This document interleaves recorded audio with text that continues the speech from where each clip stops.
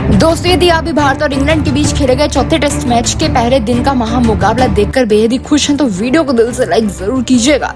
दोस्तों, आपका ज्यादा समय न गवाते हुए डायरेक्ट हम बात करते हैं फटाफट चौथे टेस्ट मुकाबले के पहले दिन के सुपर एक्साइटिंग हाइलाइट्स के बारे में, जो आपको पूरा दिखाते हुए ओवर टू ओवर बताएंगे कि आखिर पहले दिन भारतीय बल्लेबाजों का जबरदस्त प्रदर्शन तूफान किस तरीके से देखने को मिला और इंग्लैंड के गेंदबाजों की किस तरीके से धज्जियां उड़ा दी गयी, वो सब तो हम आपको दिखाने ही वाले हैं। मैनचेस्टर के मैदान पर भारत और इंग्लैंड के बीच चौथा टेस्ट शुरू हुआ। टॉस जीतकर भारत के कप्तान शुभमन गिल ने पहले बल्लेबाजी करने का फैसला किया। भारत की सलामी जोड़ी के रूप में यशस्वी जायसवाल और केएल राहुल मैदान पर उतरे। इंग्लैंड की तरफ से पहला ओवर लेकर आए जोफ्रा आर्चर।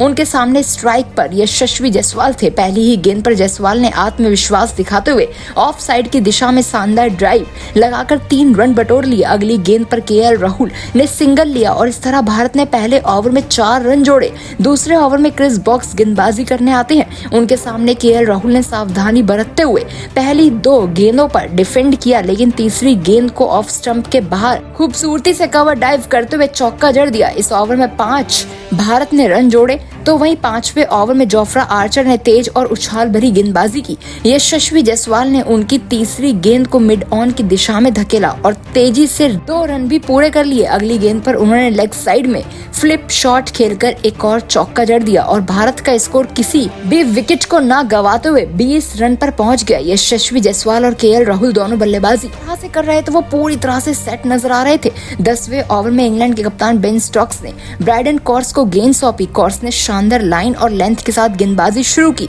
लेकिन यशस्वी जायसवाल ने उनकी चौथी गेंद को मिड विकेट की दिशा में शानदार शॉट खेलकर जड़ दिया। ये शॉट इतना शानदार था कि गेंद सीधे स्टैंड्स में जाकर गिरी। इस ओवर में दोनों बल्लेबाजों ने मिलकर भारत के लिए 8 रन जोड़े। भारतीय टीम का स्कोर 45 तक पहुंच गया। इंग्लैंड की तरफ से 15वें ओवर में शोएब बशीर को गेंदबाजी के लिए बुलाया गया। केएल राहुल ने उनकी पहली गेंद पर सिंगल लिया और स्ट्राइक यशस्वी जायसवाल के पास आई। जायसवाल ने बशीर की तीसरी गेंद को स्वीप शॉट खेलकर 4 रन बटोर लिए। अगली गेंद पर उन्होंने लेफ्ट हैंड कवर डाइव के साथ एक चौका जड़ दिया। शोएब बशीर ने अपने इस ओवर में 10 रन खर्च दिए और टीम इंडिया का स्कोर बिना किसी विकेट के नुकसान पर 72 रनों तक पहुंच गया। जहां एक छोर से यशस्वी जायसवाल तेजी से रन बटोरते हुए टीम इंडिया के स्कोर को आगे बढ़ा रहे थे, तो वहीं दूसरी तरफ से केएल राहुल उनके कंधे से कंधा मिलाकर भरपूर साथ दे रहे थे, जबकि इंग्लैंड की टीम को विकेट की तलाश थी।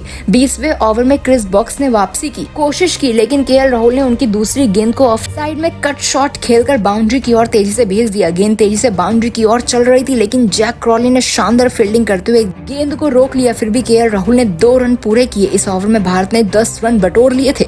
अब भारतीय टीम का स्कोर 100 रनों के बेहद ही करीब पहुंच चुका था। 25वें ओवर में स्टोक्स ने खुद गेंदबाजी की जिम्मेदारी संभाली। यशस्वी जायसवाल ने उनकी तीसरी गेंद को मिड ऑन के ऊपर से लेफ्ट हैंड शॉट खेलकर एक बड़ा छक्का ठोक दिया। आत्मविश्वास दिखाया कि आज इस मुकाबले में भारतीय टीम एक बड़े स्कोर पर पहुंचने वाली है। अगली गेंद पर सिंगल लिया। स्ट्राइक केएल राहुल के पास आ चुकी थी। केएल राहुल ने ओवर की आखिरी गेंद पर कवर डाइव लगाकर चौका बटोर लिया। इस ओवर में कुल 11 रन मिलते हैं।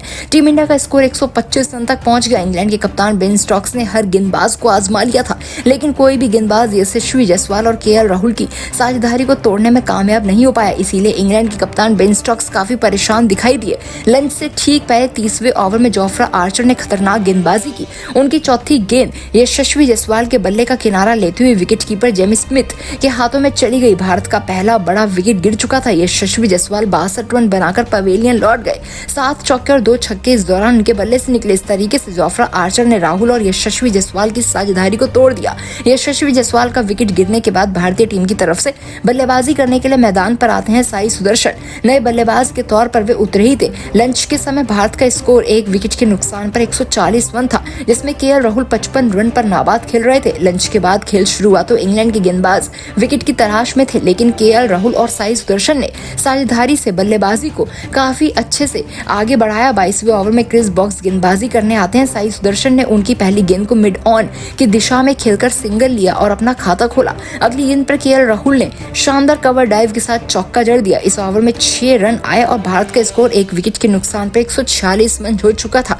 35वें ओवर में शोएब बशीर ने गेंदबाजी की। साई सुदर्शन ने उनकी तीसरी गेंद को फाइन लेग की दिशा में स्लिप शॉट खेलकर 4 रन बटोर लिए। अगली गेंद पर उन्होंने लेफ्ट हैंड कवर शॉट के साथ एक और चौका जड़ दिया। साई सुदर्शन का आत्मविश्वास अब बढ़ता हुआ नजर आ रहा था। इस ओवर में 10 रन आए और भारत का स्कोर एक विकेट के नुकसान पर 165 रन था। 40वें ओवर में ब्राइडन कॉर्स ने खतरनाक गेंदबाजी की कोशिश की, लेकिन केएल राहुल ने उनकी तीसरी गेंद को ऑफ साइड से कट शॉट खेलकर बाउंड्री की ओर भेज दिया। तेज गेंदबाजी करते हुए जिस तरह से इंग्लैंड के गेंदबाज पूरी तरह से बहुत चक्के हो रहे थे, लेकिन वहीं भारतीय टीम के बल्लेबाज 7वें आसमान पर बल्लेबाजी कर रहे थे। 190 रन का स्कोर बन चुका था। 45वें ओवर में जॉ रूट गेंदबाजी करने आते हैं। साई सुदर्शन को पहली गेंद पर मिड विकेट के ऊपर से लेफ्ट हैंड शॉट खेलता हुआ देखकर वे भी पूरी तरह से हैरान रह जाते हैं, जहां दर्शकों के अंदर भी एक अलग तरह का जुनून था और भारतीय टीम के लिए 240 रनों के पार पहुंच चुका था ये स्कोर।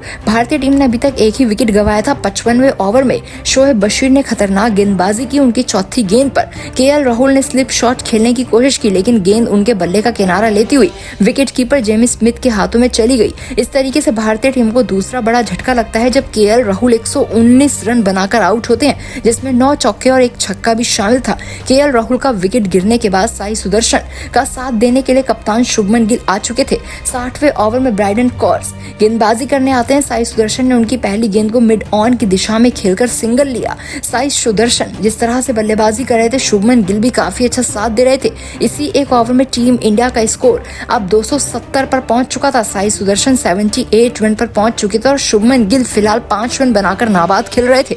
टी ब्रेक होने के बाद साई सुदर्शन ने 92 गेंदों में 8 चौके तो वहीं 2 छक्कों के साथ अपना शतक भी पूरा किया। 285 तक पहुंच गया भारतीय टीम का स्कोर। भारतीय टीम के सामने घुटने टेक दिए थे। अब इंग्लैंड के गेंदबाजों ने साई सुदर्शन 102 रन का योगदान दे देते हैं और इस दौरान टीम इंडिया को सबसे बड़ा झटका लगता है ये तीसरा झटका जो कि बेन स्टोक्स ने टीम को दिया। साई सुदर्शन 102 रन का योगदान दे 11 चौके 3 छक्के ठोककर अपना शतक पूरा कर पवेलियन लौट जाते हैं। टीम इंडिया का तीसरा विकेट गिरने के बाद शुभमन गिल का साथ देने के लिए मैदान पर ऋषभ पंत आ चुके थे। दोनों कंधे से कंधा मिलाकर आगे अपनी पारी को बढ़ा रहे थे। 75वें ओवर में बेन स्टोक्स ने खुद गेंदबाजी की जिम्मेदारी उठाई।